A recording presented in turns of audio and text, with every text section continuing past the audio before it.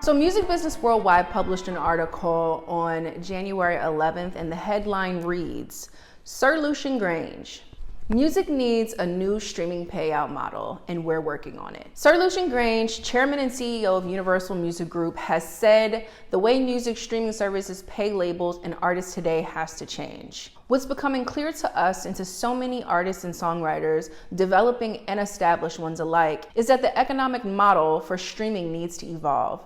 As technology advances and platforms evolve, it's not surprising that there's also a need for business model innovation to keep pace with change. There's a growing disconnect between, on the one hand, the devotion to those artists whom fans value and seek to support, and on the other hand, the way subscription fees are paid by platforms under the current model, the critical contributions of too many artists as well as engagement of too many fans are undervalued. Sir Lucian Grainge goes on to say, once those fans have subscribed, consumers are often guided by algorithms to generic music that lacks a meaningful artistic context, is less expensive for the platform to license, or in some cases has been commissioned directly by the platform. Grainge feels the pro rata payout system that DSPs use needs to be changed. So a pro rata payout system is how digital service providers like Spotify and Apple Music distribute the money they make from people's subscriptions to the artists, music creators, publishers, and record labels. It works by splitting up the total amount of money based on how much the music was played. So if a song was played a lot, the artist and the label who own it get more money. If a song was played less, they get less. Before streaming and before downloads, when we had CDs and records and cassette tapes, you had to buy the full body of work in order to listen to any of the songs on the album or EP. So money was always generated. It wasn't like, oh, song 3, 7, and 12 are the most popular on this record, and songs 8 and 9 get no plays while this song has 1 billion streams. It has created a really big gap, especially for the music creatives, because it makes it harder for us to make money off of the music unless it's a single. So, and you know, singles, or for those of you who don't know, singles is a politic game. It's not just about what song is the best. It's also about whose pocket is in whose pocket. If it's, you know, a lot of artists work with the same writers and producers over and over again, which, I mean, as an artist and as a songwriter, I'm not mad at. I work with the same people over and over again too. Those are just people that you're comfortable with. But what happens with the payout like this is that the only people who are making the money are the people who are making the singles. So that's problem number one. I think that it's interesting, Sir Lucian Grainge penning this open letter about streaming. And I'm just going to give you guys my opinion on it. And also I have a few things that I want to say to Sir Lucian Grainge if you happen to find this video. My first thing that I want to say to you is please don't leave songwriters and producers out of your thought process when it comes to this conversation. There have been a lot of us that have been advocating for a bigger share of the pie.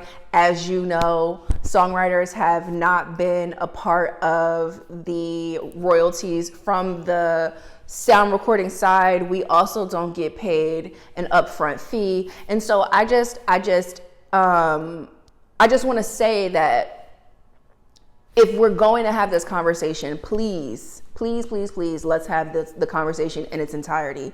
The way that everybody makes money off of streaming is all about market share, and that's how this pro rata payout system is set up. If you look at the biggest artist last year, it was Bad Bunny.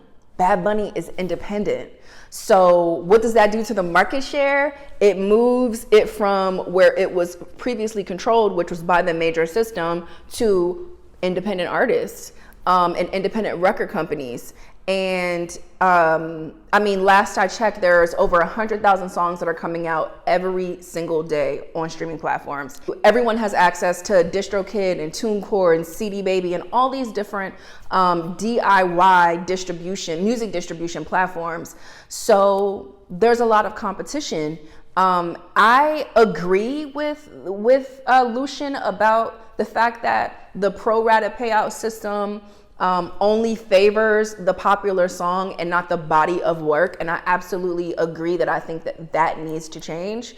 But I also think that the amount that songwriters and producers are making off of these records needs to change as well. Because at the end of the day, like, the lion's share is still consumed by the record companies. So as this conversation opens up this year, I just hope that songwriters and producers are not forgotten, that songwriters are not forgotten. On January 3rd, 2023, Variety published an article and the headline reads, "R. Kelly silenced Aaliyah and her family through a non-disclosure agreement following his marriage and subsequent annulment to the then 15-year-old singer." Variety writes, "The new allegations were made in the final installment of Lifetime Surviving R. Kelly, which aired on January 2nd and January 3rd. The docuseries centers around R. Kelly's 2022 federal trial, where the NDA was brought up in the courtroom as evidence. The late Aaliyah was Jane Doe #1 in the trial." They go on to say, "Surviving R. Kelly utilizes Aaliyah's story to spotlight her as a victim of R. Kelly after years of the media and music industry scandalizing her marriage to the now convicted singer in the 90s.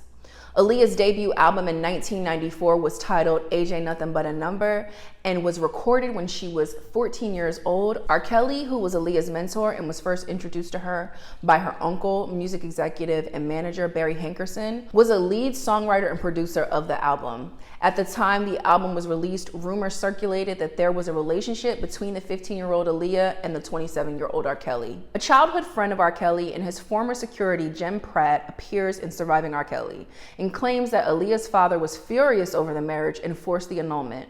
Pratt alleges that Aaliyah's family had a contractual agreement with R. Kelly that stated that they wouldn't press charges against him for the illegal marriage after it was annulled. In turn, R. Kelly sold the rights to his first 3 albums to Aaliyah's family, giving them a financial incentive." Okay, so NDAs are extremely common in the music business, but what I am really frustrated about with this story particularly is how this NDA was used to cover up a crime committed against a minor. She was 15 years old. What I don't understand about NDAs in the music business is why they continue to be so freaking broad.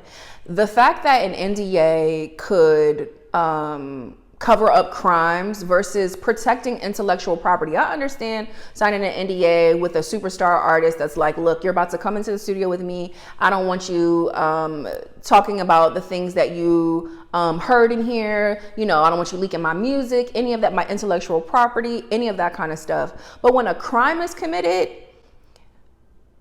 an NDA should not silence anybody from protecting themselves.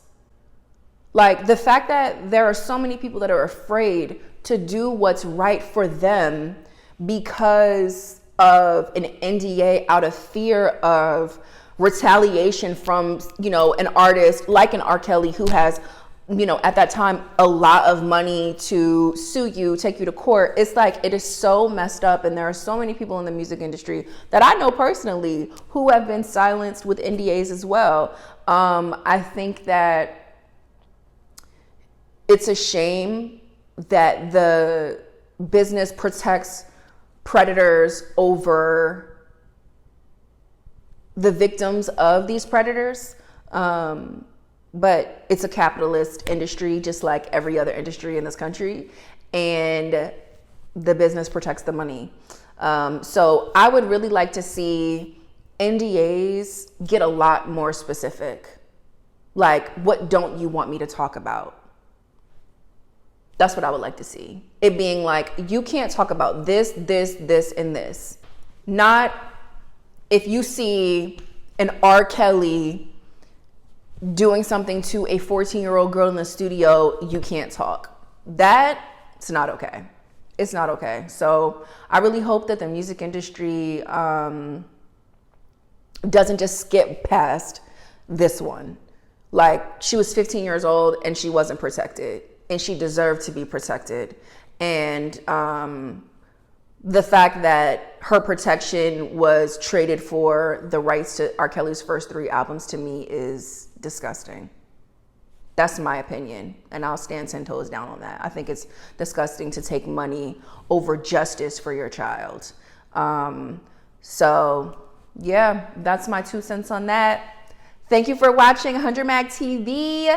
I'm so excited to be back. I'll be back with more news soon. Make sure you follow us on Instagram, follow us on TikTok, like, share, and subscribe. And thank you for tuning into 100 Mag TV. I'm Tiffany Red.